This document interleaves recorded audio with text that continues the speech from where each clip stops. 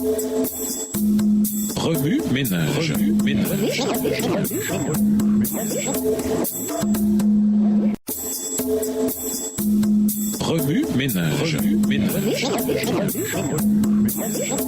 Bienvenue dans votre émission. Remue ménage. Nous voilà à la leçon de jeudi, jouer la prostituée. Dans le Saint-Livre, les relations sacrées et permanentes qui existent entre Jésus-Christ et son Église sont symbolisées par les liens du mariage. Le Seigneur s'est uni à son peuple par une alliance solennelle. Il lui promet d'être son Dieu et son peuple, de son côté, s'engage à n'appartenir qu'à lui seul. Dieu lui dit « Je serai ton fiancé pour toujours. Je serai ton fiancé par la justice, la droiture, la grâce et la miséricorde. » Osée 2, le verset 21. « Car je suis votre maître. » Jérémie 3, le verset 14. Et l'apôtre Paul se sert de la même figure dans le Nouveau Testament quand il dit « Je vous ai fiancé à un seul époux pour vous présenter à Christ comme une vierge pure. » 2 Corinthiens 11, verset 2. Quand l'Église détourne ses affections de Jésus pour les reporter sur les choses du monde, son infidélité est comparée à la violation du vœu conjugal. Israël, s'éloignant du Seigneur, est représenté sous cette image, et le merveilleux amour de Dieu méconnu est ainsi dépeint. « Je te jurai fidélité, je fis alliance avec toi, dit le Seigneur, l'Éternel, et tu fus à moi. Tu étais d'une beauté accomplie, digne de la royauté, et ta renommée se répandit parmi les nations à cause de ta beauté, car elle était parfaite, grâce à l'éclat dont je t'avais orné. Mais tu t'es confié dans ta beauté, et tu t'es prostitué à la faveur de ton nom. Comme une femme est infidèle à son mari, vous avez été infidèle envers moi, gens d'Israël. » Ézéchiel 16, et verset 8, et verset 13 à 15, et le verset 32, et Jérémie 3, verset 20, version Nouvelle Bible Second. Le Nouveau Testament se sert de langage analogue à l'égard des soi-disant chrétiens qui apprécient plus hautement la faveur du monde que celle de Dieu. « Adultères que vous êtes, dit l'apôtre Jacques, ne savez-vous pas que l'amour du monde est inimitié contre Dieu? Celui donc qui veut être ami du monde se rend ennemi de Dieu. » Jacques 4, le verset 4. La femme du 17e chapitre de l'Apocalypse, appelée Babylone, est décrite comme vêtue de pourpre et d'écarlate et parée d'or, de pierres précieuses et de perles. Elle tenait dans sa main une coupe d'or remplie d'abominations et des impuretés de sa prostitution. Sur son front était écrit un nom, un mystère, Babylone la grande, la mère des impudiques. Le prophète poursuit: « Je vis cette femme ivre du sang des saints et du sang des témoins de Jésus. Il est dit de plus que Babylone est la grande ville qui a la royauté sur les rois de la terre. » Apocalypse 17, versets 4 à 6 et le verset 18. La puissance qui, durant tant de siècles, a exercé un règne despotique sur tous les monarques de la chrétienté, c'est Rome. Extrait du livre La tragédie des siècles, chapitre 21, les pages 304 et 335, livre écrit par Ellen G. White. Remue-ménage. Suite à l'étude d'Ézéchiel 16, en quoi ce chapitre s'applique-t-il dans votre vie? Quelles sont les applications pratiques que vous devez faire dans votre vie sociale? Révisez le verset à mémoriser tiré d'Ézéchiel 16 et versets 60 à 63. En quoi s'applique-t-il à votre vie cette semaine? Au revoir. Et à demain si Dieu veut.